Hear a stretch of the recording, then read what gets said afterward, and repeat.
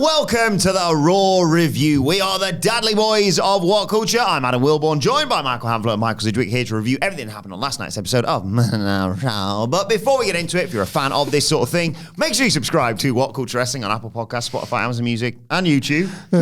We do daily wrestling podcasts where we not only review Raw, but also SmackDown, the show formerly known as NXT 2.0. We don't know about AW Collision, pay-per-views, premium live events. We have interviews, roundtable discussions, and a roundup of the week, complete with a big good quiz, of course, on WrestleCulture. As I said, though, joined by Hamflett and Sidgwick to review last night's Raw. What did you make of the show? Well, it was rain after the sunshine, wasn't it, this? Because I'd enjoyed another captivating 3 hours, only to then go online and read that it was soon going to be 2. It's going to be rough the next 3 months. Dave Meltzer is reporting today that, don't panic, Netflix will have it back to 3 in no time. Whew. Doing a bit, obviously. It's weird, though. It is weird. There has never been a point up until the last year and a half, where I wouldn't have greeted this news with happiest of happy tears. Yeah. Shawshank Redemption type moment for all of us. Oh my God, it's finally over. We've crawled through all that utter 12 years, I think. hour after hour of it, where they never think that, remember Raw Dirk. Turn the Trons off for a bit. Like everything you could ever imagine. And like, here we are, and I think I've figured out Triple H's biggest challenge of his booking career, how to effectively, for once, book a 2-hour wrestling show. He's gonna have to for the next 3 months. NXT went to 2 hours, kind of fell off. Raw's been better than SmackDown pretty much for the duration of his time. I would say, especially when he realised that just long matches weren't it. I reckon 2023, January, pretty much, Raw's had SmackDown licked. Disagree, but yeah. It's going to be like this. We'll obviously get into talking about this Raw. Another good Raw. Loads of good Raws. There's good Raws all the time now. News, that, is it? No, exactly. No. What's news is the fact that it's going to be, legitimately, I think, an interesting challenge to see how Triple H does this. There's a lot of stuff that's probably going to get even less time than it already gets. Like, it doesn't bode well for the women. No. Doesn't bode well for wrestlers that are already nervous about the status of their contracts when there's potentially an excuse here to just drop a load of other releases, like, in all seriousness. But yeah, it's a weird time to be getting this news when I'm sort of fairly comfortable with 3 hours of Raw, having never been all these years before now. Very excited to ask this question the moment I saw this news. Michael Sidgwick, how do you feel about having to watch 1 hour less of Monday Night Raw? Yeah, great. No, it's good. It's good. It's cruel. It's cruel. The fact that it's going back to 3 at some point, it's very, very cruel. But no, good news for me. Good news for me. An hour less is no. I'm not being flippant. An hour less is no bad thing. We always, not just us, fans in general, talk about how there is quite a lot, and it's always good to have a little bit less. Things should feel a bit more premium and all of that. I want less is more. I don't want Shockwave. I barely want Collision, let alone, So less is more as the older I get. So I am happy with this news. Speaking of happiness, well, quite a few things made me happy on Raw last night. Yes! Quite a few things I just smiled and popped for. Not everything, but more than one thing. Yeah. We'll take that. Well, let's get into it. We had the match. The show started with a match, pretty much. We had a video package highlighting the history between American Made and the Wyatt Six, and then out comes American Made, Chad Gable, Creed Brothers, Ivy Nile, Chad Gable, big on American flag in Canada, of course. Simple stuff sometimes, isn't it? It's quite sweet what the sort of 97 Civil War created, because there was never in wrestling any real felt hatred between Canada and North America. And yeah, I mean the United States. Canada's in North America. Sorry, Canada in the United States. Thank you. Canada in the United States. However, because it was just so obviously a storyline, once that all finished, like there's a Steve Austin branded street in Canada, do you know what I mean? There's countless sort of, like Hogan was enormous in Canada. You see the Toronto Pops, loads of overlaps between the biggest American stars and Canadian wrestling. But it's a nice little overlap that wrestling can just lean on, where for one night they can pretend they're our fiercest rivals. Like Lance Storm had his own little Team Canada for a bit. Like Jericho had the Canadian Mafia in WWE briefly when he was world champion, and that was going his way. It's just nice. It's just sweet that Chad Gable for a week can like wave the American flag and like a Calgary crowd. I hate American Made, and I have done for all 5 weeks of their existence. Yes. Out came the Wyatt Six. with Uncle Howdy, who sat ringside throughout all this, well, for the most part at least. And the match starts with Nikki Cross tackling Ivy Nile, whilst Uncle Howdy, well, the rest of Uncle Howdy's gang take off their masks. Cross clears the announce table, but Nile drops her on it. Gable goes after Dexter Lumis and Joe Gacy with a kendo stick. And Eric Rowan, as we sort of teased yesterday, just looks brilliant. No selling the kendo stick shots and knocking down all of them. But Ivy Nile sprays a fire extinguisher in Rowan's face, and the Creed spinebuster him through a table and just chuck loads of stuff on him to take him out of the match temporarily at least. They put a trash can over Joe Gacy's head and just twat that with some kendo sticks. Nile goes under the ring again, but only finds Nikki Cross, who knocks her over the announce table, and Rowan rises up from under the chairs and stuff they've piled onto him and decides, no, chairs and kendo sticks aren't enough. I'm just going to use a piece of the barricade to twat them all with. He looks like he's got the match won with a chokeslam on Brutus, but Gable breaks up the cover. The Creeds knock Rowan out of the ring, and Gable German suplexes him into the barricade. Oh, my God. That spot. Crowd are chanting, "This is awesome." Gacy and Loomis make a comeback. Loomis sends Brutus through a table with a diving leg drop off the apron. Gacy wants to put Gable through a table, but Gable met him on the turnbuckles and an angle slam through the table in the ring. Oh, my God. Nice as well. He puts Gacy in an ankle lock, and Nile just hits him whilst he's in it with a kendo stick. But Cross pulls Nile out of the ring and comes in to give Gable a German suplex, which was great. And Cross gave Ivy Nile a swinging neck breaker onto a pile of chairs as well. And suddenly, Uncle Howdy decides enough is enough. He gets in there. Gable's face-to-face with him. Rowan runs him over with a tackle and slams him into the steel steps. And this is when Howdy decided to get physical. He drops Gable on his head with a Sister Abigail, and Loomis hits him with a splash off the top for the 1-2-3. Really enjoyed this street fight. Yeah, I wouldn't have changed a single thing about this other than, as a viewer of both mainstream North American products, its date on the calendar. Yeah. It was cursed if you watch WWE and AEW by comparison to some of the plunder, the use of some of the plunder we saw at All Out. I would specifically use Willow Nightingale and Chris Statlander's match because that was the closest to fun violence rather than dark, sad, and demented violence. And this was fun wrestling violence. So if you don't watch two products, and I guess if you're watching a Raw review, maybe you don't, like I would say this was not perfect. Yet again, really, in terms of the Wyatt rollout and in terms of everything we've said a million times now about American-made and WWE's ability to, and this was not an easy task, the ability to keep them over while them kind of existing in the first instance to get Wyatt 6 over this first fouad where you kind of justify all of the rhetoric around the Wyatt 6 being more attached to reality this time around, at least more tethered to reality, even with the silly stuff. The use of like Uncle Howdy continues to be quite shrewd. Like he has a singles match with Chad Gable. Everybody has good singles matches with Chad Gable, and he's the difference maker here when he's completely allowed to within the rules. Again, the Wyatt 6 following the rules and it making sense is no easy feat. We saw this for years with the Bray Wyatt character and the inherent flaws of the way that character was used and how Bray Wyatt's creativity was like, I wouldn't say it was necessarily abused all of the time, but the work he put into making his characters feel serious that was then undermined by how it was presented. They're doing both things really, really well. I am so excited for American Made to get their first non-Wyatts rivalry, just to see what that looks like elsewhere up and down the card.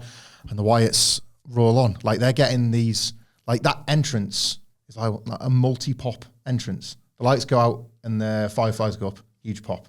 First keystrokes to the piano, massive pop. The first reveal of them visually, another pop. Like this is like super, super effective hot era WWE stuff. And the match was a load of fun. And like the crowd responded. The crowd were not responding to it as a bunch of people that had just watched All Out and were knackered on Plunder as well. So even like satisfied the audience in the building. I had a great time with this and I thought it was very, very shrewd. Again, is the word that is used often in connection with the Wyatt 6. I just had a load of fun with this and I watch two wrestling companies. I just recalibrated my expectations. You know what you're going to get, or rather what you're not going to get, and you just decide if you're not a complete like loser to just go in knowing what to expect from both. There is no point in making the comparisons. I've said it time and time again. If you were to go back in time, I would say, what was the worst of it? 2010 2010 was particularly brutal Super Cena stuff. And you've got maybe 2011 because that's when that first possibility is floated by CM Punk of it could be different, it could be changed. And you go back and you've got those two audiences, the primary and the secondary. The primary that WWE was most interested in, which aren't Let's Go Cena, and the secondary, contrarian. There's some good wrestlers in WWE, and you just want to watch some big time stuff every now and then, like with no production and presentation and atmosphere matters hugely to a promotion's success and popularity. People got worked into watching out of FOMO in case it would change, or just out of, maybe an obligation. Anyway, you tell those people now, there's a second major that serves everything you want and everything you want WWE to be. Don't worry, primary WWE fans, WWE's going to be really red hot, more so than it's been since the year 2000. And, this magic dreamland that you want to happen and that you're trying to manifest, it's possible, and everyone complains about it. That was when I first wrote down that, hang on, the Let's Go Cena sucks. Both people got what they wanted in the end, and people still complain. That just really underscored it to me. So I recalibrated my expectations.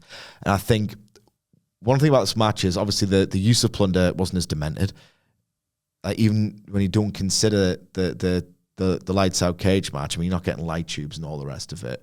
You're not getting thumbtacks on, where the thumbtacks were bumped on.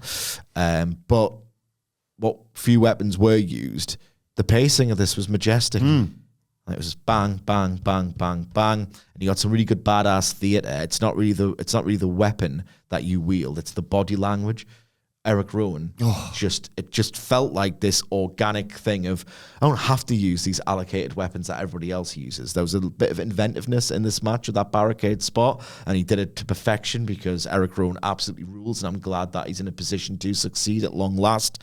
So I just thought, it's not violent, it's not harrowing, but it's very loud and bombastic and very WWE, and that can be a good thing for goddamn once, even me is saying that, even I can say that, I also like this because it appealed to my snarky hater, the snarky hater within, wherein there was lots of hubbub. And again, I don't usually care, and I try not to care, but sometimes I do care, of a swinging neck breaker from apron to floor to steel chairs. Not that different of a wild chair shot, is it, really? Yeah. You know what I mean? So just anything that underscores how silly all of this is, I sometimes get a bit of pleasure out of it, but away from what people, real or sometimes imaginary, thought of this match. I don't care. What I thought of it was a loud, bombastic, fun time with a bunch of characters I never thought would give me any sort of feelings. And they are.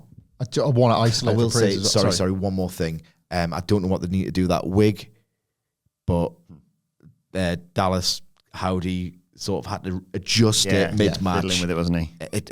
Something needs to, the presentation and the look and the attire of that character needs a rethink.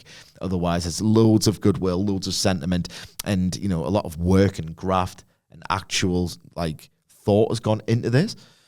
So it's not just aren't they paying tribute to someone who died at no age whatsoever tragically.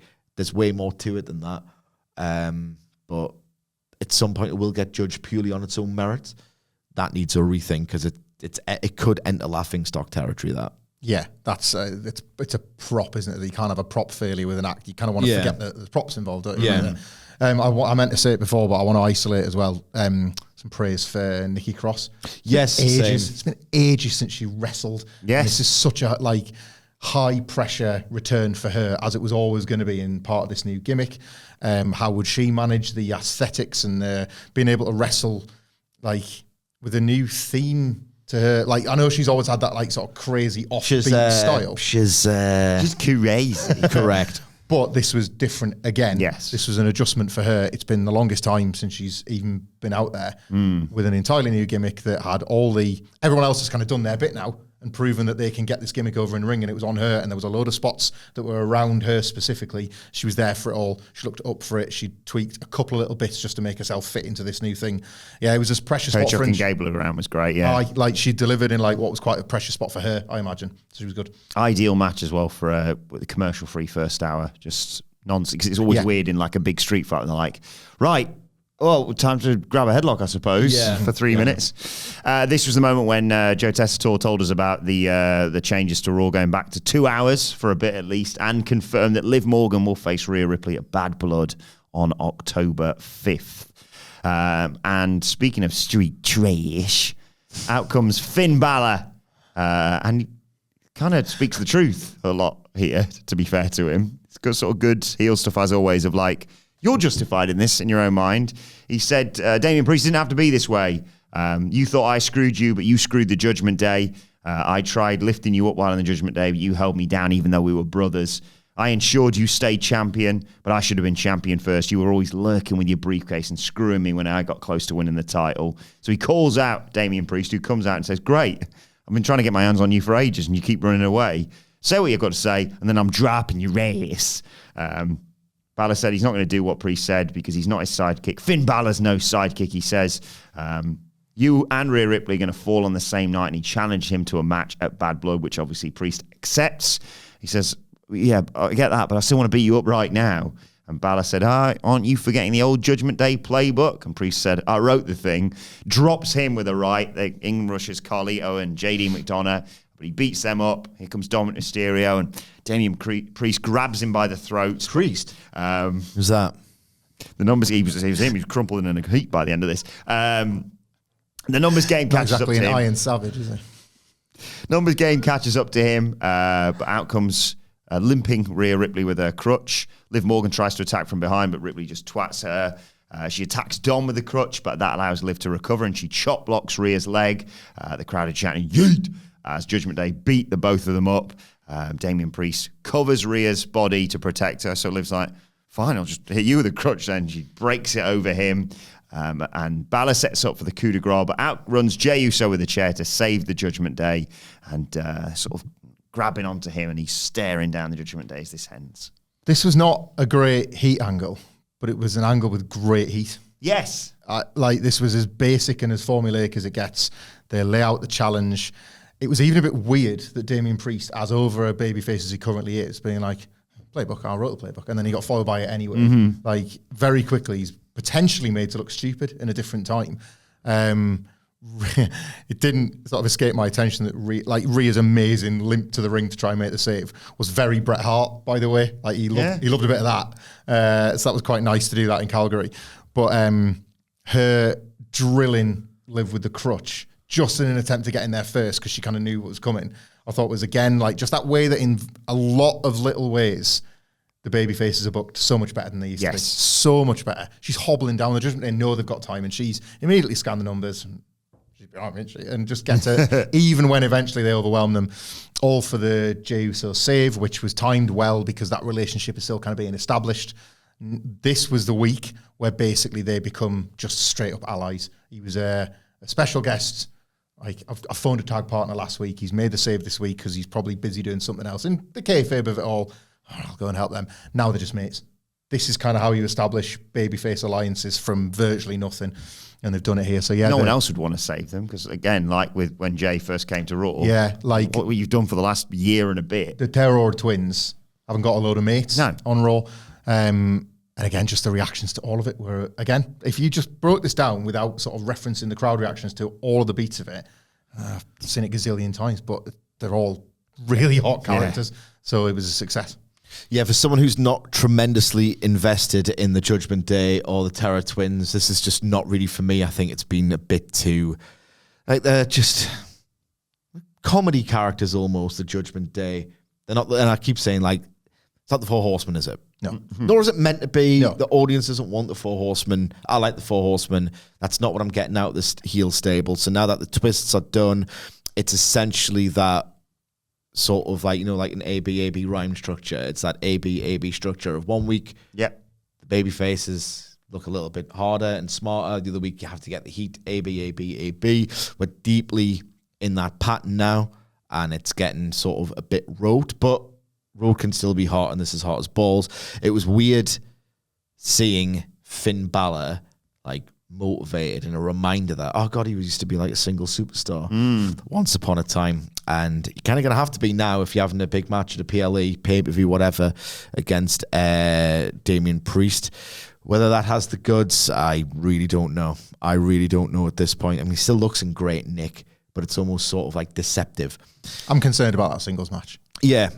Did a good job of building it. It was odd of like, oh, you have to go. Mm-hmm. You're going to have to go one of these days. Jackie Redmond interviews Braun Strowman, who says he's still banged up after what Bronson Reed did to him. The match last week didn't exactly help either. But it's going to take more than that to keep the monster down. A wounded monster is even more dangerous. Here comes Braun Breaker, though. Says, you're a monster, but I'm a dog. And the only reason you're still standing there is because we haven't fought yet. Strowman says, you don't know who you're talking to. And Braun simply says, I hope you win. I'll see you around. I loved his little interactions with everyone throughout the night. I did and I didn't. Like the monster in the dog line was dumb, but a lot of what Braun Breaker says is dumb and you don't care. No. Almost part of his appeal, maybe. You've borrowed my take there. I was going to say it enhances his mystique as a dumb meathead jock throwback for him to say stupid things. Like Scott Steiner and God rest his soul, Sid used to say stupid things all of the time, and you remember them fondly. If he said something like really erudite, I just wouldn't be on board. He's more of a I eat pieces of like you for breakfast. What? You mentioned Steiner and Sid, obviously the Steiner links, but I said when Sid passed, bring the awesome pyro back and give it to someone like Braun. I imagine Braun, as a tribute. Like as a real, because that pyro was incredible. It was very Sid as well. You can only give that to people of a certain stature. This was their attempt, wasn't it? To at the last second, too late. It might not be Jey Uso, guys. It's going to be Jey Uso. It's what we said yesterday on the preview, didn't we? So it's Jey, but what else happens? Yeah. Braun respects all challengers equally. I don't. It's Jey Uso. But yeah, this was, I guess, like a noble failure to have him do the interaction too late. Yeah, they tried to retrofit this when if they'd done it all along, it would have been a lot more. You probably still would have said that Jey Uso was a betting favourite. Him just marching the halls and happily having mini fights with all of these wrestlers for the day that Fatal 4-Way comes up. Too little too late, but a noble attempt at not Tony Khaning it. Then it was I will say, this is AEW, a little bit of a detour. The way he's booked this Bryan Danielson last chapter is like unbelievable. Like the twists and turns. We'll go into it more when we do Dynamite coverage later in the week, but I think he deserves a bit of praise. It's been fantastic. Then it was the women's tag team title match. Bianca Belair and Jade Cargill defending against the Unholy Union, who are in trouble from the get-go, basically, against Bianca and Jade. There's a nice double high crossbody to take them out. Handspring moonsault for 2 on Isla Dawn. But Bianca Belair's superplex gets blocked. Double powerbomb brings her down for a 2 count. Cargill comes in for the save, but Jade gets broken up with a super kick, and they hit that finish, the gory bomb downward spiral on Belair, but Jade just dives in at the last second to make the save. There's a super kick from Alba Fire to Bianca, but Jade makes the blind tag, hits a huge pump kick, and they give Fire that DDT into a German suplex combo for the 1-2-3 and the retention of the women's tag titles. This was better and cleaner as a match than the title change at the PLE. And realistically, probably some of the other title matches that Jade and Bianca have had. And I was wondering I don't know if this is a good thing or a bad thing, but Jade took a bit more of the heat and there was less reliance on the very heavy hot tag formula they've had, where it's like Bianca pretty much takes the whole beat and Jade makes the tag, and they don't even really experiment with that, or they don't even do a ring cut-off sequence and then a fake hot tag or anything. It's just pretty much been that route one with this team so far, and this changed that a little bit. Which was for the betterment of the match. But I wonder what that means for Jade Cargill, because you would do the Route 1 thing. You would have her be the one as that long comes as it's in, working. Yeah, that does everything right and saves the day and is spectacular. And then it even feeds into a story between the two of them if and when you split them up, right? But this wasn't that, and it was better for it. Like, it was nice seeing Bianca get to be the one being the hero again, because she's had to be Forget reduced. how good she is. Yeah, she's had to be reduced in this effort to get Jade Cargill over, and that's not exactly going great guns. This was one of the better matches from the two of these as a team so far. Yeah, I mean, it has no drama in my heart. I just watched it going, I know the finishes. Get to it. It's fine. It's still weird that they just did that 1 week, well, not 1 week, a couple of weeks with Blair Davenport, and then just nothing. I watched that speed match she had with Naomi. How was that? That's a good Al. Okay. She is spent a lot of time trying to get her into being a star. I could have told you from day one. Testator tells us that They look pretty pissed off. Pretty pissed off. Rhea Ripley and Damian Priest have gone to a local medical facility, and we have a brief chat with Dragon Lee and the LWO. We say they're ready for the Judgment Day, but here they come and say, well, yeah, you guys are going to be next. Ray called them the Addams family. They're a bunch of wannabe thugs that run from a real fight. Dom says, watch your mouth, deadbeat. Ray says, watch your tone, son. And Ray told Finn Balor to stop hiding behind his stupido son and fight him tonight. And Balor said, fine. You're a deadbeat, well, you're stupid. It's good stuff. It is good stuff. It's a father and a son. I don't know. We're still here, and it's still funny. After we thought it was going to end at, what was it, 38? Yeah. Jeez. It's I just enjoy Dominic. Every time he's on screen, I have a blast. That Tash, he knows now. So he's a bit like, yeah. Bret Hart returned next. Oh, my God. Usually he'll turn from Sid. If you're up for it, Bret. Oh my God. Love you so much. I love you so damn much. Great. Hey. There we go. Yeah. Testator introduces him. Huge pap, understandably. I like the bit where clearly, nothing against Joe Testator. He's done a great job, I think, since he arrived. Still ironing out some of the kinks. For example, he thinks the pop's finished and he tries to talk. Can't hear you, Joe. Can't hear a word you're saying, mate. But yeah, the fans love to see Bret Hart there in Canada, of course. Big welcome back, Bret sign. Pamphlet. Come on. It's part of law, man. I enjoy it. The two T's Bret. Yeah. Brett Clark. You gotta love it. Ric Flair. Whoa. Whoa! You like that sort of thing? At Adam Wilborn on X. Pretty good tweets fired out this morning. Add it to the list. Paul Grayman. Aesop, get the fables. And what was the other one? Oh, yeah. How does Tony Schiavone celebrate the end of winter? It's spring! So, anyway. Mention your Oasis classic. Oh, yeah. That's another good one. It's all good stuff. Adam Wilborn on X. Joe... Get the f***ing Hitman, will ya? We're getting there. We'll get there eventually.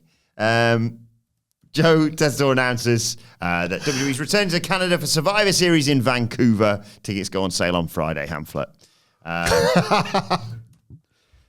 And there was a before we get to what Bret said, there was a genuinely nice moment where I think Wade Barrett was asked where the hard cam was by Bret. Very nice. Get him down. He'll learn it in NXT. That means Bret sold the Saddle Dome out as well, doesn't it? Because there must have actually been fans around it. Yeah. I was working in the 90s and I could tell where it was straight away. But yeah, Wade asks, or Stu, if you're Gunther, at one point during this promo. Yeah, it was like that live episode of EastEnders once where Tanya called Ian Beale Adam. Yeah. Everything's just stopped for a second. What's going on in Walford? Wade Barrett asks what it feels to be back on Monday Night Raw in Calgary and on the WWE. Hart says this place to be. No one took more pride in being a champion than him and being a Canadian champion. Canadian champions don't back down from a challenge and prove it every night. He did just that by being the best there is, the best there was, the best there ever will be. Obviously, crowd get involved in this. And then Gunther interrupts. Bret was having a ball here, by the way. Every time he looked at his face, he was fighting back a smile. The crowd are booing the life out of Gunther. He says, what a time to be alive. And I'm about to pour my heart out and you boo me? Boo me? Gunther? Bret says, why are you here? And Gunther says, well, this is kind of a passing the torch moment, isn't it? You were one of my childhood heroes. And Gunther says, you were the best there was, but I'm the best there is and the best there ever will be. Who could have called that, Sidge? Line. Oh, me and him on the preview yesterday. The one for the OTJ, was it? Yeah. But he said, wasn't his favourite wrestler. I think we all thought, okay, Shawn Michaels. No, he said, you're a close second to my real favourite, Bill Goldberg. No notes, perfect. No notes, my God. 7 stars, perfect, great. He's so layered because he goes online and shoots on wrestlers like Goldberg, so it's even funnier that you have the visual a second, like little Gunther, like seeing I love Goldberg, but seeing a one move wonder, Yeah, Gunther. magic. Just magic. First time it's ever now part of it's ever been canonized on television that Bret hates Goldberg as well. So that's Sort of nodded along, whenever you want it. Now when he's next on TV. He nodded along with it, didn't he? Very good. It's so weird that we're in Gunther's got that awesome facial expression as well. He's so good at being smug. Yeah. I love people who love being dickheads. Yeah. Like an actual love of the game. Apart from you. I'm the exception. Yeah. Just that we've moved into an era where you can replace Shawn Michaels as somebody Bret Hart hates more. We're into the meme hatred era rather than the screwjob. People have actually moved on from the screwjob, and it's really funny that he hates Goldberg still, isn't it? I love that we're here. Bill Goldberg. Bill Goldberg. Yes. The Bill Goldberg. Sami Zayn comes out wearing a Calgary Flames jersey. Gets is like a gorilla. Not supposed to be real, Bill. We love you, Bret. It's affectionate. Oh, yeah. You're my hero as a child. Everyone else is a phony faker. Did you see the interview with Sean Ross Sapp where he said, great at the sharpshooter. Who else is great at the sharpshooter? And he went, here's the people who are bad at the sharpshooter. Let me tell you. It was the most Bret thing ever. They would tell you themselves he couldn't do it. They always have to switch it over. And then I love you, Bret, but you did mention, with no provocation whatsoever, Montreal. Yeah. I helped him do it. Handed him the gun, didn't he? Yeah. Sean was getting it wrong. You're screwing me wrong. Zayn gets a huge reaction again, of course. Says, you got a lot of nerve standing in Calgary and talking to Bret Hart that way. You shouldn't joke about Bret being a hero because he's a Canadian hero to every person in this city, a hero to the boys in the back that still study his matches to this day, and a hero to me. I ran through a wall when he said that. I was like, yeah, they f***ing do. The 2000s need people to understand how Bret was not lionized in the 2000s. Yeah. Screwed was nearly the name of his DVD before he just made good with them to ensure that his footage was preserved. If anything, there was footage of, oh, that's weird. They're trying to promote The Undertaker in late 2001. Why is he making Bret Hart, who hasn't been in this company for 4 years, look like a dickhead in these videos? Yeah. There's a lot of that. It's just nice where we are. Yes. Where we should be. He says, Bret set the tone for what it means to be a champion. What did you do, Gunther? You ran away from the challenge. Best there is? Fine. Prove it. Sami Zayn versus Gunther 2 for the title. Gunther says, Sami, you need to understand something. Bret isn't in my league. As much as you want to be, you're far away from being in the league with Bret. And that means my answer remains no. And he goes to leave. Bret decides, no. I've had enough of this. Says he doesn't look like a champion. He looks like a coward, a dirty yellow coward, a gutless coward. Gunther hears this and he's like, well, I guess I'm going to kill Bret Hart. Takes off his jacket, takes off his belt, but Sami leaves the ring to confront Gunther, who tries to cheap shot him, but Sami blocks it, hits a right, sends him into the post, beats him up until refs come and separate them, and there's a nice hug between Bret and Sami to finish this segment. Just a magic segment all the way around. Bret, Bret's walking in the ring and you can see physically not in the best of health, not in the worst, just living a happy retired life. He's an old guy as well. Yeah, but not in a position where you think, you just cannot get physical. You can just tell. And you already knew that headshots were a no-no, but there's just, so already you kind of, should I measure my expectations here? And then second he speaks, that's Bret. It's always going to be Bret. Obviously the perfect destination for him. This was the Raw version of when they're putting locals in main events on these European PLEs or whatever.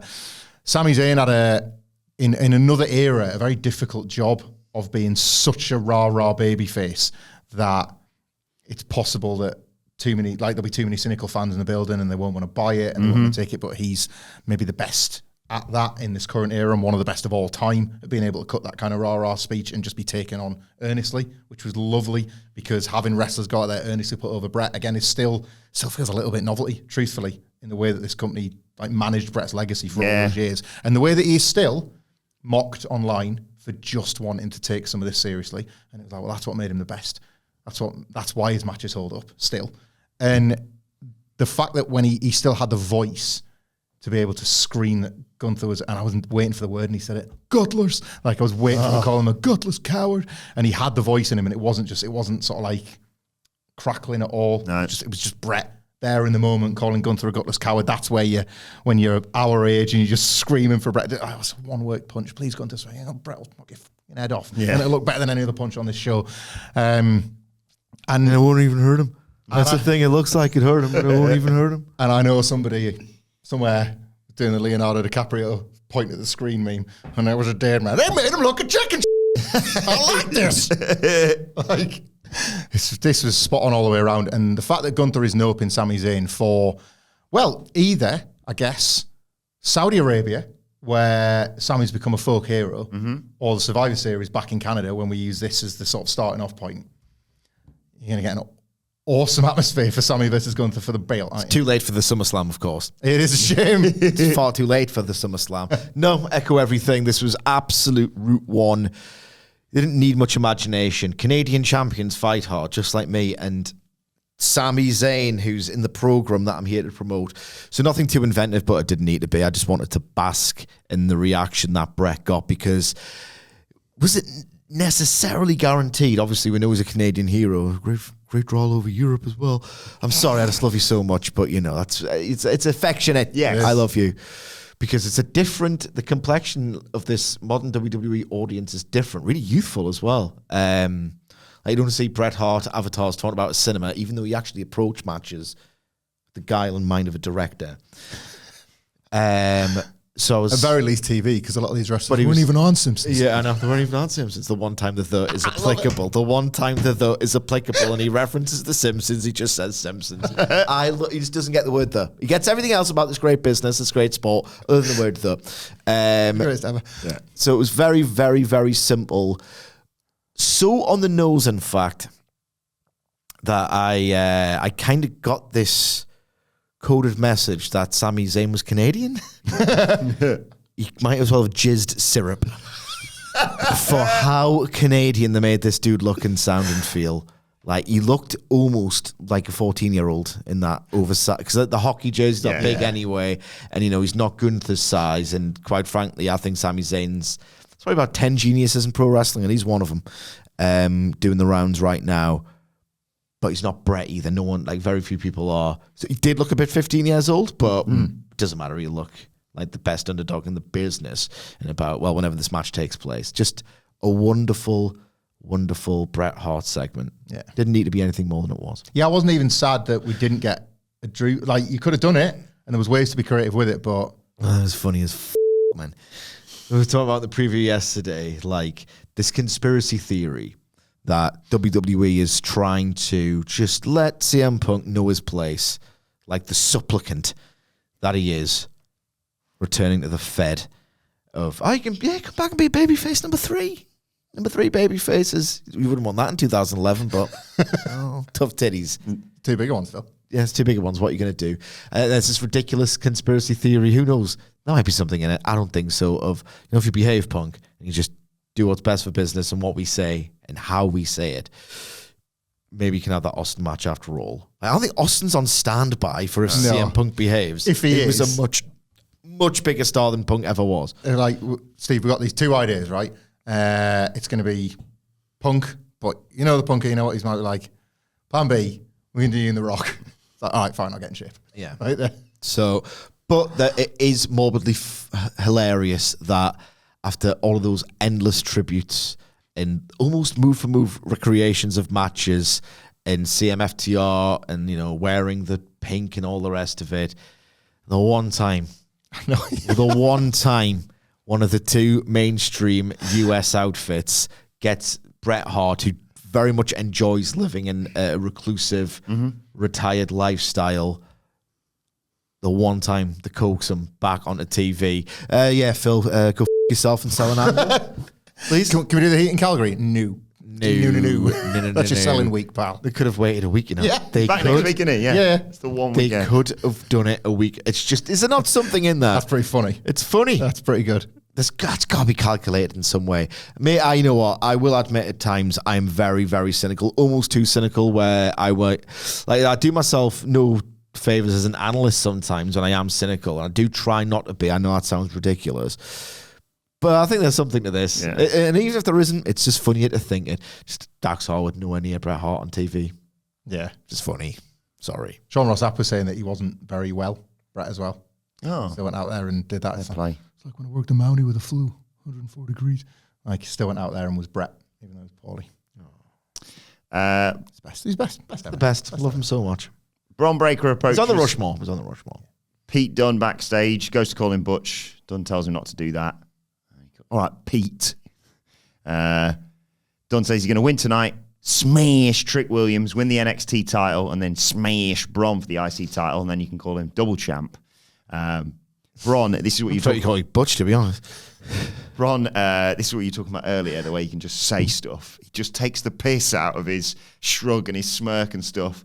He's going to be like, I'm going to beat you up. You'll be like, man, Bron Breakker's a badass. Man, why are the dogs barking so loud in Canada? Love him. He's the best. Does Bron think that like Butch is just a babyface gimmick? Because I'm a dog too. What's the problem with that? Yeah. He's it's a good job. He is who he is. Because he can get away with things that others can't. Yeah. He said the worst thing you can do is convince yourself you can actually beat me in a fight. But he wishes him good luck and leaves. And then out of nowhere, Sheamus flies in with a knee to Pete Dunne, tries to hit him with a shillelagh, but Dunne bails and officials hold back Sheamus, who's not finished with him. He might rock up in Orlando tonight, mightn't he? Oh my God. Love NXT Day. Oh, don't.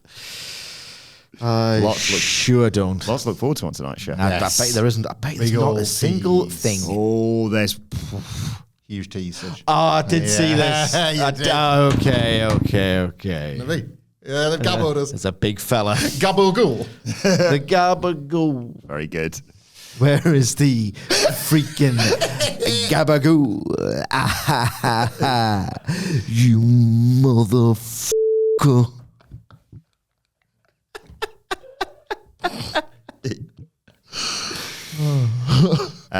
All the kids in NXT are SLBs. Yeah. Now to the modern day Bret Hart. Dominic Mysterio was in action against Dragon Lee. We always love these Dragon Lee, Dominic Mysterio matches. Always fun. Lee took him down to start and then got drop kicked out of the air in a nice spot. Dominic got a 2 count off a Michinoku driver, but Lee just powers him up for a powerbomb for a 2 as well. Dom gets hit with a double foot stomp from Dragon Lee, but there's JD McDonough, of course, to put Dom's foot on the rope and say, ref. Before I forget, because I don't have the best memory, you forget how many of the Judgment Day there are. Mm-hmm. I thought they did an excellent job of positioning so many of them on one side of the ring. And then I like to forget that JD McDonough doesn't exist, to be honest. So when he did it, I was like, I was taken aback by that. Good bit of cheating, that. Goddamn street trash. Done it again. Yeah. You fucking little bastard. JD McDonough. This leads to a brawl between the LWO and Judgment Day. Distracts the ref, so Liv Morgan chop blocks Lee. That allows Dom to hit a 619 and a frog splash whilst blowing a kiss to Morgan for the 1-2-3. He's the best. It's never bad between these two, ever. Chemistry. Really. Yeah, real chemistry. I can't decide with the LWO, right? They're a bunch of losers. However, I can't decide if that's fine because that'll... Probably not, mate. Well, hang on. That theory, and I can't remember if it was him that said it, and you have to be wary when you're name checking him, but, you know, one of the greatest minds before that mind switched itself off with a tennis racket said that you can't have a roster full of main eventers because that doesn't work. Mm-hmm. And there's got to be tiers and there's got to be hierarchies and all that sort of stuff. When Sid was mentioning before about the Judgment Day as they currently are, street trash, like it lowers them by default because of the types of people they are, but they are really over. Mm-hmm. So there's got to be people that can beat enter the LWO who are thus losers to the street trash. I don't know how you recover them, but you do need people to beat if you're street trash. Mm. So they're sort of occupying a perfect spot, other than the fact that you're never going to really take them seriously. So like Ray maybe is the one that you can just lift out of that. Zelina, I guess. But as a group... Not on tonight's evidence. Yeah, as a group, nothing. And I don't know. I like Cruz del Toro's hair now as well. He's sort of grown out a bit. I like lots that all of them do individually, and I like it's... Love Whacking Wild. Yeah, like Whacking Wild, like, is the one that you always sort of think, there's maybe something there. Dragon Lee probably should be, even in WWE, should be maybe higher up cards than he is, that sort of thing. But you need people like that, credible people for street trash to keep getting wins over. So I don't know. I don't know if it's worth killing them, which they are doing, for the benefit of street trash, or you're supposed to be measuring it better. I can't decide with them. No, decent match, decent bit of interference. Good. Like, I don't really care about this. It's the opposite. I like Dom. I like Dom. Yeah. Point I think I'm trying to make, it's the opposite of the American-made situation. I mean, I gave up on the LW a long time ago. Yeah. Maybe that was it. Maybe I was might as well start just holding on. Might as well start talking about it. Unless you know who really should be on the cusp of the main event. And they're not doing enough with him as Dolph Ziggler. God. That's how old this is. That's how much I've given up hope. Bianca Belair, Jade Cargill are walking backstage with their tag championships, and they are approached by Io Sky and Kairi Sane. What are they? Kairi Sane's got a bandage over her eye that got destroyed last week, and they say, don't get used to being champions, basically. Can't believe these are going to have a foo-head, considering how last week the Unholy Union was successful. Yeah, I know. It's mad how wrestling stinks. I keep telling you, man. It's bad broken. Yeah. Wrestling stinks, man. I'm telling you. Wrestling's good. This was rubbish. A lovely moment next, tinged with a lot of sadness, obviously. Joe Testa talking about the tragic deaths of Johnny and Matthew Gutless, Calgary Flames player, of course. And there was a fantastic tribute by Jackie Redmond, who's outside the arena. The stairs are covered with flowers and jerseys and memorabilia and pictures. And Redmond herself talks about him being a special player who's magical to watch and a pleasure to interview. They send their condolences to the entire family. Really nice touch, this. Yeah, Jackie Redmond was choking up, obviously having had experience working with this hockey player. We are flippant for fun reasons when there's a reference to an American sports star or American sport that we don't get. And often there's no real reason to other than for the building that night and stuff. And this was like all the more remarkable for the respect they paid to it was for no other reason than for the benefit of this local area, the fans in the building and anybody watching going, oh, that's our town and these are our people. Like, WWE just doesn't do this. It's hard not to attach like a bit of cynicism to it because it's a wrestling business and it's a dirty business and you're thinking, well, while you're making towns as hot as they've ever been, you're going to keep them hot and people are going to remember this and all. Yes, of course, there will be sort of like long-term benefits to this in the more cynical capitalist way. But this was, valuable television time to do a very sweet and kind thing that meant loads, clearly, to everybody involved in the situation. It's very unusual to see it on a wrestling show like that. Yeah. Genuinely. On a WWE show, them doing gestures was surreal, but, fair play. It was handled really, really elegantly. 6-woman tag after this. It was the Pure Fusion Collective, Sonya Deville, Shayna Baszler, and Zoe Stark versus Lyra Valkyria, Zelina Vega, and a mystery opponent, which we tried to narrow down on yesterday's podcast, and we think we got pretty close. Lyra's making her entrance when Sonya cuts her off, calls her a joke, says, what's different this week? Ooh, you've got a mystery tag team partner that's still going to suffer the same fate. I've got a message for whoever it is. You want to step up, shoot your shot. It's Natalya. She comes out, reaction. It was not polite, wasn't it? Yeah. I thought it was really dumb. Another 5 years of the most mediocre matches you'll ever see in your life. I can't wait for this. Why did they have Sonya Deville do that? Couldn't they have actually just once been like, well, we know it is. Like, and we're not scared. Because wrestling stinks, I keep telling you. And then it turns out that they should be scared because, like, Natalya's good or whatever. And, like, just... That's even worse than anything he's ever said about her. Another 5 years of this. Oh, no. 5 more years. Like at least, like, the order was right, at least. So the first time he heard the screech on the show. Yes. It's Bret! It is Bret! Unfortunately, some people are going to have to miss out when it goes to 2 hours, but, we'll see who that is. Shayna Baszler kicks Zelina Vega off the apron. Zoe comes in and flies off the top rope onto Zelina to take us to a break. When we come back, Natalya gets the hot tag, goes to the sharpshooter, but it doesn't work. That's rare. On Stark because Zoe gets pulled out of the ring. Vega and Valkyria take them out, though. Natalya goes for the sharpshooter again, and this time Sonya Deville and Shayna Baszler try to interfere, but Vega puts Deville in the walls of Jericho. Valkyria puts Baszler in the single leg crab. Natalya gets a submission from a sharpshooter on Zoe Stark. Nice finish. Nothing else good to say about the match. It wasn't that hot, which will register as a disappointment to everybody involved, realistically. Finish was nicely executed. Look good. Honestly, look good. They pretty much all snapped into the submissions at the same time. A bit of excellence in the execution. No, I wouldn't say it was excellent. I know, I was just trying to link it to Bret somehow. Because it was... a nice moment as well after this backstage with him. Yeah, which again felt real in that, like, but this is WWE. Why is there not like a orange-coloured spotlight on the white wall and a gag at the end? It did just feel like the cameras were still rolling. That's nice. And then back to the ring. Yeah. Just ended. Absolutely. I tell you what, we were talking yesterday, and unfortunately this proved to be correct, that, the Saddle Dome, old historical building, probably a little bit run down, and when the conditions aren't particularly great, that's going to attract certain things that you don't want. And, pests. Pests, part and parcel of, sort of thing. So old historical building, often a euphemism euphemism, isn't it? For like, it's a bit run down. Yeah. So, there's an infestation. Obviously, that happened in the Saddle Dome. And, probably near the merch stand. Well, with Bret in town, you're presumably getting a lot of Bret merch in. You get a lot of Bret merch in, probably made not from polyester. No. Because when this match unfolded, you could hear a rat piss on cotton. And you know what, this rodent, poor thing. I think it's fell on hard times because this match was piss poor. Yep. Honestly, some of it was like, go back to developmental, and then guess what? Make developmental good so that this isn't happening again. This PFC business is not working one bit, is it? No. I don't want to be a dick, right? But neither is Zelina Vega. She had that one really cool match with Liv Morgan. Yeah. That was just absolute showbiz shenanigans. A lot of shortcuts. It was really, really cool. It's too many shows. Alliteration is the work of that we do know this. But here she looked hopeless. I came up with 2 weeks later, came up with a red wine pun. Just hit me the other day.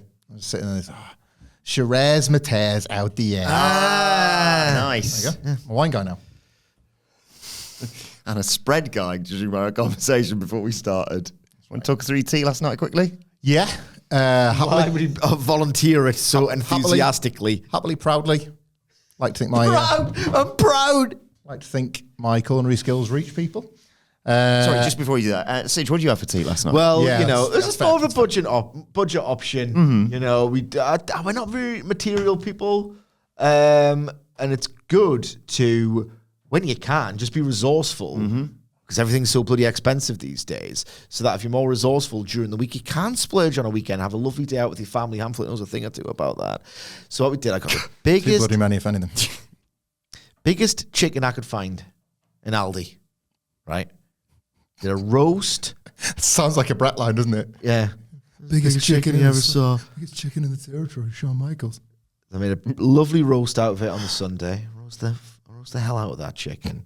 Make a beautiful gravy, some roast potatoes, with a bit of bicarbonate of soda in the boiling water, just to give a little bit more crust, like crispiness to the outside. Some like honey roasted carrots, some more green veg stuff. It's a bit boring for me, but a steamed green veg, but healthy. Yeah. And it goes into the one chicken, 3 dinners, Yeah. 3 teas. So you Sunday, do Monday, this, Tuesday roasts when I was a kid. do this big old roast, makes this sense. big old bird gets roasted, and then there's loads left. So you then do chicken stew. Make a big, huge pot of that, and you use some of the leftover gravy just to enhance the flavour. We can use some leftover roast tatties as a thickening agent as well. That's what Bret and Gunther would have called Wade as well. Chicken stew. Chicken stew, indeed. And then dumplings. Yes. Oh, yeah. Dumplings. I've got that to look forward to tonight as well. Nice. So nice, resourceful, hearty flavours, easy on the wallet, rustic, so tasty. Feel like we've gone a little bit early because I'm going to be doing this for 7 months, Yes. at least once a month. But, the missus who made the stew as well, she's better at dumplings. I find them too fiddly. It's not a pleasant experience to cook. But yeah, team effort, wonderful, resourceful 3-night tea. Thanks for that, Sige. Sorry we interrupted you. What did you have for tea last night? Well, it's just funny Sid says resourceful because I consider myself resourceful as well. Yeah, one of my kids was off yesterday. I love teachers, but how many training days do you need? And the other one wasn't, so I thought, I'll make a big old load of pasta. They're going to be eating at slightly different times. Like, one wants food as soon as he gets through the door, the other, we're kind of on more of a breakfast and a tea sort of day. So So sort of pasta for 3 then, one would assume. wasn't really enough. Okay. Wasn't really enough for me. So they had pasta. You give sure about that? Give your kids stuff first. It's the opposite of Yeah. a playing situation. You sort them out and then you sort yourself out. That's I'm that kind of dad. I'm looking in the kitchen cupboards. It's like I've been making this and it's kind of made me pretty hungry, but I've not thought about what I'm going to make myself. I'm like Cedric in many ways. One of them is resourceful. People follow us online at Michael Hamflet might have seen that I a bit of fun, but it is the kind of stuff I like. Saw some spread in Aldi. It was called Titan. I respect the business. That's a nice bit of fun. £8, still buying it. It was like $1.39 as well. There was loads in there. Well, there was loads in there. Spoilers. It's half and half aesthetically, chocolate and white chocolate, what it actually is the flavour of a Mars bar. Aldi calls their version of a Mars bar a Titan, as a spread. Yeah. Why are you laughing? So you had fair enough, you had like a chocolate spread sandwich. Close. Okay. I took Maybe some toast to go to the extra mile. Yeah, that's a good point, actually. So Yeah, you can put a bit of bread into a slot and turn a dial. You know me, Sidge. I see why you've both gone there. You know that I love putting food in bread. Uh-huh. Ran out of bread. He's been tearing the centre out of it whilst he's Give it, making the pasta. Put some bread in the freezer. You can just make some toast from that. Yeah, big fan of it. Just had none. Had none. Freezers are full. So I took, you know how you were sort of describing like how you make the different ingredients and stuff and that. So like I'll do it the same sort of way. So I took the jar of Titan. Our little friend, a teaspoon. Ever heard of it? Right? Now I know the recipe book. Now I know Get jar, get teaspoon. Now I know sometimes I say to you like, what are you doing waiting so long to have your food? But like I kind of made this last 5 hours. Jar, teaspoon, but in the kitchen. Every time I went back in the living room or like out in the garden, the kids can't see my shame. So I was sort of eating, it was like a 5-course meal, maybe like a few little bites per hour. Just So spooning this bread. Oh, Dad, can I have a drink? Yeah, I'll go get the drinks. You better believe I'll go get the drinks. Why take so long to make the drinks, Lauren? I'm just eating more Titan. Right? Out straight out of the jar. Out in the garden. Josh had football training last night, so we get back from football training. He's toast because he's a bit hungry. Had to make some for Charlie as well. He can't be left out while I'm like sort of... Again, this is it, right? I've been caring. We haven't got any bread. Right, we do have a couple of bagels. Get it when you went to football training. You could get some bread in then, surely. Couldn't fit it in. What, in the car or in the... Had a bagel left, which was supposed to be for my wife's dinner, but she's not got anything anymore. Cut that in half, gave him like half a bagel each. Just Okay. little snack before bed. I was like, oh, yet again, I've robbed myself over. Back to the jar we go. Like... Back to the jar we go. I will say this wasn't part of a intentional plan. The first spoon at this point had gone to be washed. So a second spoon. It's washing up, I hadn't planned evening jar time. But Evening jar. So the idea of like Hamlet saying to me, I didn't eat off a tray last night. I said, oh, well done, you've grown up. Yeah, out of the jar. Out of a jar. I'll never, we have a bit of fun. Like some of my food takes and tastes. Mm-hmm. But I'll never not push back on this tray bull.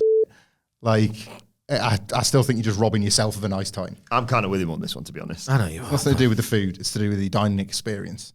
You've got a tray as well now. I don't know where it went.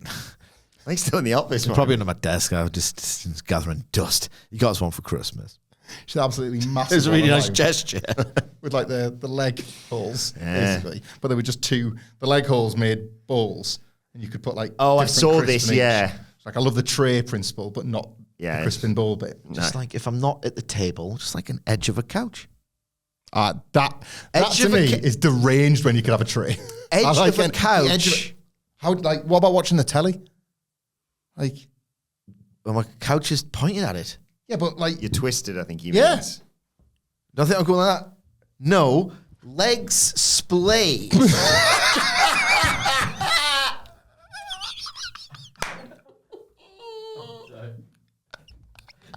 Splay your legs. Watch the telly. You do it again. that shot, the infamous shot of Sean naked but the world title. That but with the dinner. Yeah, with some dumplings in my mouth. Would you have tea glass? That's complete there. Trifecta, yeah? I just had, it was just me, so it was just pasta, pesto, and cheese, the most basic like student meal you could ever find. But I don't know, it was fine for my kids before I started on the jar. I know how I'm eating my tea tonight. I'm having spread from a jar, but something like that. The best of both worlds. Good.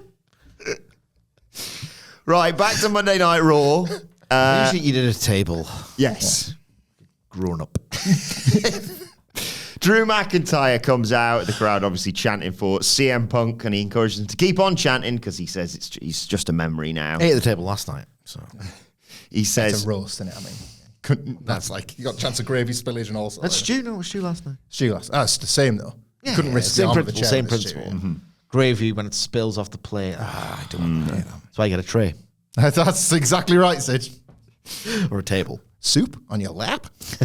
He says Punk's words last week were poetic. Talked about Punk screwing out of the title 3 times, McIntyre pinning him at SummerSlam, and Punk being an arrogant prick if he thinks that they're done just because he touched some corners. Yes, he made Punk a bigger star. I hate that. Why have the match then? Yes, he made Punk a bigger star since January, which he'd have to live with. But Well done, he climbed a ladder. You know what I mean? Yeah, I agree. He was Just do all single pinfalls then. he's also the one who ended Punk's career. A single pinfall match. I want it tonight, Punk. You know. It's time to move on to the future and what mattered the most around here. Me, he says. Talks about his new movie coming out. He says, things are almost perfect, but I've got one loose end, and I'm afraid I've got some bad news. I thought, where the hell's this going? And he turns his attention to Wade Barrett. Wade Barrett, obviously. Talks about their friendship. That's a Toast famous catchphrase. Talks about their friendship. Talks about their history together. Even getting arrested together. You Joe. And Barrett takes... He said that Barrett actually stood up for him on commentary when Michael Cole called him a hypocrite. And now suddenly, why are you standing in my way when it was time to finally end CM Punk? I'm not angry. I'm just disappointed. But if you did it again, I would be angry and I'm going to do something about it. And he stare out there at the commentary table. Wade Barrett removed his headset. Please, one more match. Give me it, please. And they sort of Go with his library of classics. Goes back and forth with Drew. I mean, it'd be different now, I guess. I've heard He's not doing 2 3/4 stars every week on Raw. He's working with the Costco guys, isn't he? Boom! But before anything can happen between the two of them as they're going back and forth, Postman Pierce interrupts. He says, Drew's lost the plot. He's about to fight with his friend, the voice of reason. Get back in the ring. I've got something you need to hear. Drew says, I'm talking to my friend man to man. You're not my friend. You're a suit, the kind of guy Punk kisses the ass of. Titan suits. And he says, well, earlier on in the day, I spoke to CM Punk. You didn't end him. Punk's not done with you. Drew doesn't believe him. Not a chance, he says. But hey, let's play the game. Who'd want... It's time to play the game! Who wants to see Drew versus CM Punk again? Yay, everyone does. He didn't do the before it, so I wasn't ready for him to have a game. Yes. He should have let all of us know. Pierce says this has to end. We all thought it was over, but Drew got back into it, of course. And it ends at Bad Blood. CM Punk versus Drew McIntyre. Hell in a Cell. This was fine. I've really quite liked the Drew McIntyre Wade Barrett interaction. I wasn't expecting it. I thought the intent was to show this like sadistic side of Drew when he was seemingly at his most leisurely, which I thought was quite a nice character touch. There has got to be life beyond the CM Punk story for Drew McIntyre to, well, for one, benefit from feuding with CM Punk, but also to get him back on track ahead of WrestleMania season. And, you know, the idea of a wrestling program that matters or any kind of storyline that has teeth like this one has is that it should leave something with the character. That down the line, they might shake hands and team up, and that's going to be significant because of all the things they've done to each other, not just because you're forgetting all the fights they've had. So this, to me, was quite a nice way to reveal that, of Drew being a guy who continues to be, I'm fine, actually, if anything. I'm the one that's done. Punk was saying he was done last week. I'm more done, if anything. And then of all the people, still have that nasty streak within him to be turning on his friend. I don't know if this leads anywhere. I don't know if they're trying like a last minute like Wardlow edition, and there's some sort of genuine follow up with Wade that you're gonna like really dread for Wade, but then the suit does come off and he's good to go and he has a cool match with Drew or something. I don't know. Oh my God. If that is genuinely the case, this was a nice place to bury it, because it could be nothing, and it could just be a little reveal of Drew McIntyre ahead of what he's about to try and do with CM Punk in Hell in a Cell. You need them both operating at their very best to have, like, I am looking forward to Hell in a Cell, but I loved the strap match. In spite of some of the obstacles against it, like the traffic lights, I love the strap match, and I think they've got a job to beat that in terms of how much they got right in that. But this was a reveal that the Drew character can get there just as you know the Punk one can.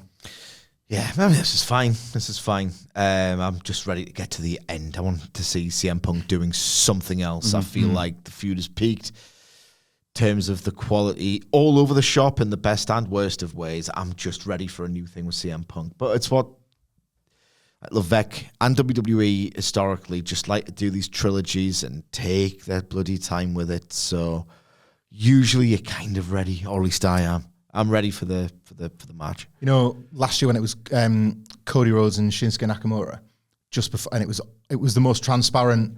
Can you do this to a Rumble for us?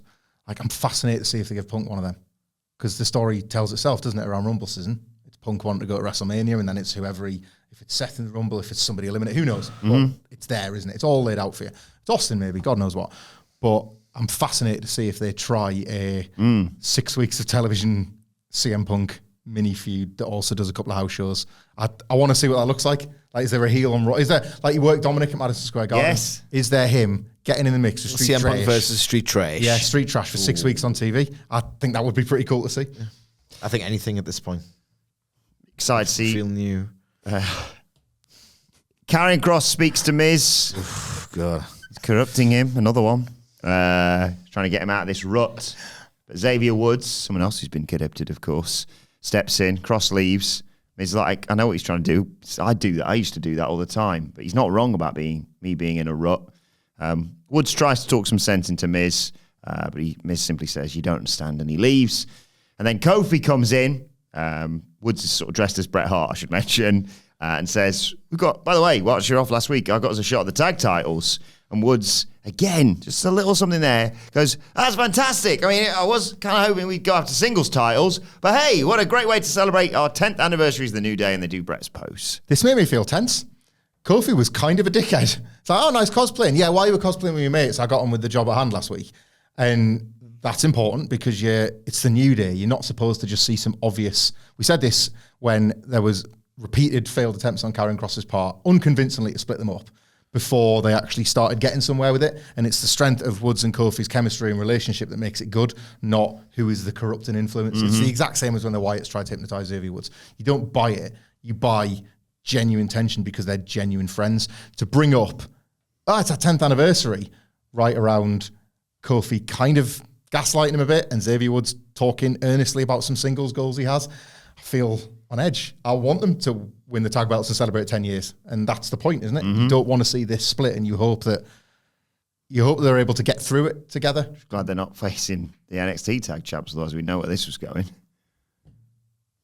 They always split up after you face.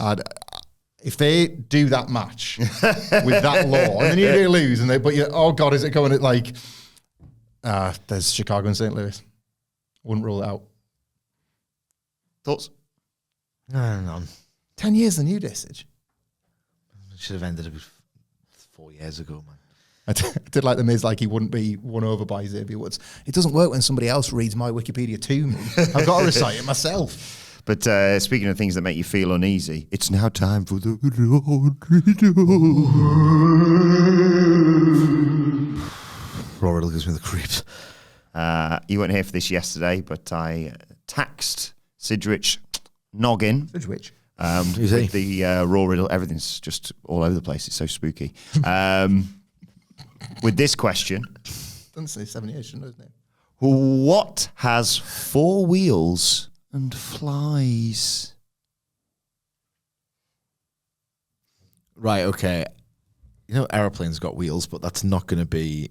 because you need them to land. But that's obviously not going to be the answer. And they've probably got more than 4.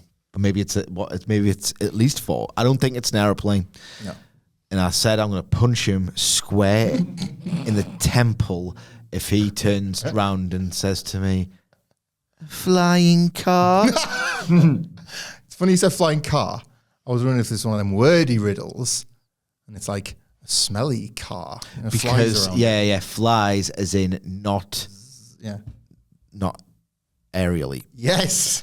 So I was thinking the same thing. A smelly car. Or a car with something dead in it. Yeah. But it's not spooky. We just make it spooky there. It's 104 riddles for kids and adults. Getting to the end as well. Running out. We haven't done 100. How many have we done? I only picked the best. No one gives, there's a finite number of riddles for kids. I love how many have got left and no one gives a enough to make a spreadsheet. So I would say a smelly car. A smelly car. Do we think? So you've got it then, Nicholas. What would be a smelly car?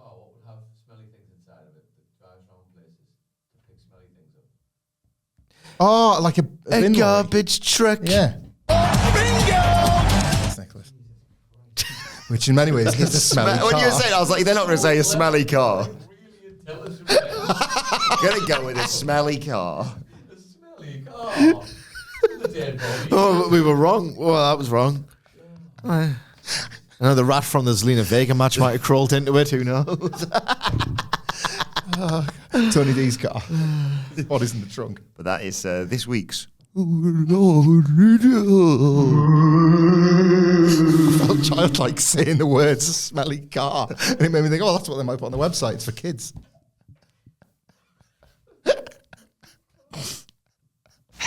It wasn't my car. It was a smelly one. It was Vader's. Rey Mysterio versus Finn Balor was next. Rey hit a dive to take him to a break. When we come back, Balor's in control, but Rey makes a comeback, but Balor catches his 619 attempt and puts him in a single leg crab between the ropes. The ref does a very slow 5 count, but Balor doesn't let go, so he gets DQ'd. Post-match, Balor drop kicks Rey into the ring post, poses, as he always does. He goes up the aisle and then decides he's going to drop kick him again to the side of the ring that goes all fuzzy. I might not have done. Look, I know. I might not have done the. I want to go back to do more damage after the tease from Sunday, Saturday night, whatever. You know, I was watching this incredibly Gentleman's 3 house show speed match that happened to be a bit loud. You know what struck me? What?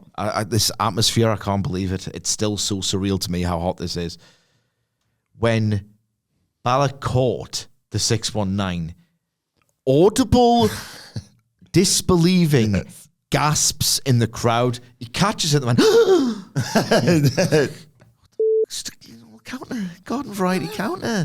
You know what I mean? A Madison Square Garden variety counter. It's absolutely crackers, man. Yeah. Yeah, this was like, maybe Raw will be okay. 2 hours after all for a bit. This is like, to use one of my recent favourites of yours, included from another TV show. This is very much like a lick tit or whatever sort of match, isn't it? Even the finish, they were like, well, Ray and Finn have wrestled a gazillion matches in the time. It's not going to be is it? Let's finish. Lick a tit or whatever. Cheat running, whatever. Cheat running, like, whatever. He's got Put it in a vagina crack or whatever, you know, either.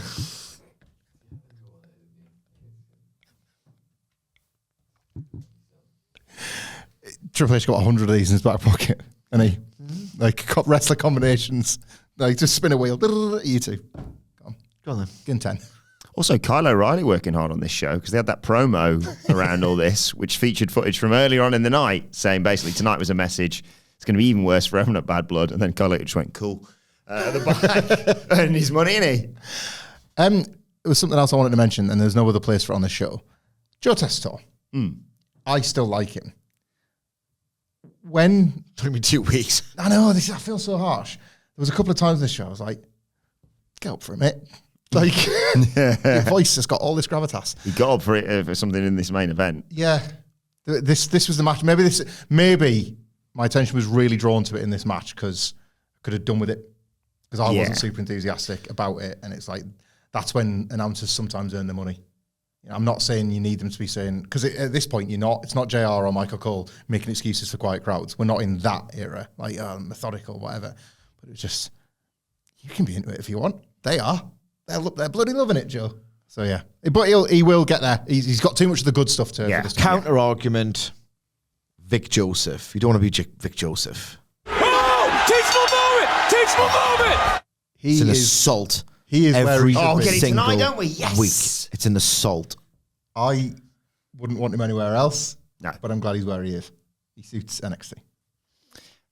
In amongst all this, we had an interview with Ilya Dragunov, who said he was going to. Well, he said he was going to take care of some unfinished business with Bron Breakker. How would that sound if he said that? Ilya Dragunov, how would he say? It was very very entertaining.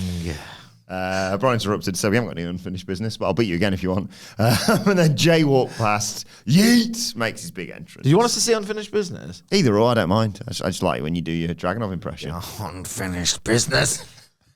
Oh, okay. Dragunov's never finished out there, is he? You think he is? Nah. Just wants a little bit more. He's got the gush. I think he got jealous early on when Juice flying everywhere. He got jealous early on when Dunne went after Strowman's fingers. And he thought, oh, that could have been me. If I me, break him. Yeah, main event time. It was a fatal four-way to determine the number one contender for the IC title, of course. Pete Dunne, Ilya Dragunov, Braun Strowman, and Jey Uso. Like I say, early on, Pete Dunne goes after Strowman's fingers. So Strowman just picked him up and threw him onto the outside, onto Jey and Dragunov. And that took us to a break. When we come back, they're all trying to beat up Strowman, but he fights everyone off. But Jey dodged a charge for him, and he went shoulder first into the ring post. They all team up on Strowman, drive into the steel steps, and then Dunne shoves Jey into the ring post, goes after Dragunov, but Dragunov fights him off. Dragunov goes for a coast-to-coast on Pete Dunne, and Jey super kicks him out of midair. Oh my God. That was what I was hovering over the button for, but I like that. That's a great spot. it was on your behalf. Thank you. Dragunov gets the better of a strike exchange after another break. Hits a clothesline. Dunne breaks up the cover. Dunne finally snaps Dragunov's fingers. But Strowman knocks him aside and does the running around the ring to knock everyone over. Strowman clears the announce desk, does a big roar, and turns around for God. Bronson goddamn Reed. Oh my God. I popped like the friggin' stinger coming out of Wembley. Bronson Reed, he's back. The way they shot this was unbelievable. Oh my God. This is the one we'll talk about when all God. these, Oh my when God. the Oh my God. Fed Hot American Summer finally ran cold. Ruin it. This is the push we'll talk about. Yeah. More than the Bloodline, more than Cody, more than all of it. No, we won't. We will, because Too Cool are the year 2000 equivalent. It's like them. Yep, them. Like, that's how hot it was. It's Bronson. It's Bronson. It's Bronson. Like, I popped daft for this. It was incredible. Audibly went, whoa, like that as he did it. Because I thought, your brain's going in, and I was like, the table's cleared off.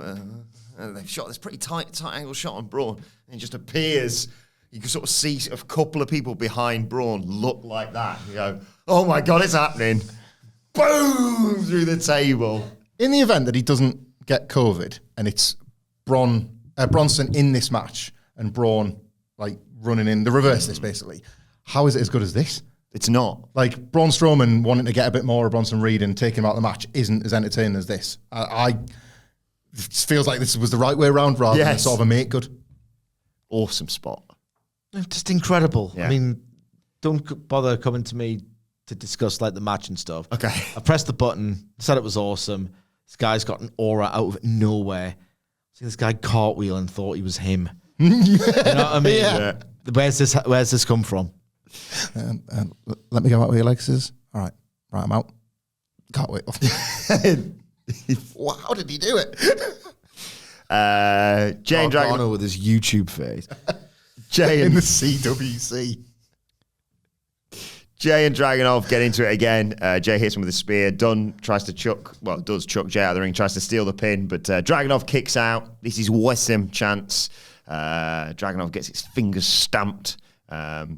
Kicked in the head, repeated forearms, but he counters the bitter end, does Ilya Dragunov. It's a powerbomb. It's an H-bomb, but Jey breaks up the cover with a super kick. Hits Dunne with the Uso splash. 1, 2, 3. Jey Uso is the number one contender for the Intercontinental Championship, and Braun enters, and they have a stare down to close out this show. Jey Uso and Braun Breaker will be over. I don't know how good it'll be. I do, not very. Yeah, probably. Ilya Dragunov was the glue here. Yeah. This was like the Bronson Reed spot aside and Braun's dominance to get you to that point, of course. But Dragunov continues to be such a gift in-ring wise to these episodes of Raw, and he continues to get over as well. Like, it's so captivating watching him fight to the death in the Raw mid-card because he knows how to apply that pretty much at every level. So you think, well, it's like Michael Cole when he first started in WWE and he would just scream and shout at everything. And it's like, right, well, now you've got to... It's symbolic! Yeah. Now you've got to like cover The Rock and Mankind. Pube voice that I used to have. Like, shot your wad. Did he join the Fed when he was 12? It felt like it. Like he shot his wad early because like Billy Gunn's attacked Val Venus. It's like, well, now you've got nothing left in The Rock and Mankind, right? What are you going to do with that? Like, feels like that's what's happening with Dragunov as he works his way up the Raw card, and you know it's not. Yeah. He's going to be in a world title program. It's just like, where's that come from? I thought you'd half killed yourself to get a shot at the IC title. He's brilliant. This was fun for all those reasons. JSO number one contender, Sidge, as we called. Yeet indeed. Let us know your thoughts on that and all of Raw in the comment section below or on X at WhatCulture WWE. Watch that. You can follow all three of us. You can follow Michael Hamflett at Michael Hamflett. Follow Michael Sidgwick at M. Sidgwick. Follow me at Adam Wilborn. Follow our brilliant producer at It's Adam Nicholas. And follow us all at WhatCulture WWE. Make sure you subscribe to WhatCulture Wrestling wherever you get your podcasts from for daily wrestling podcast, the NXT preview coming your way later on today. But for now, this has been the Raw review. My thanks to Hamlet Sidgwick. Thank you for joining us, and we will see you soon.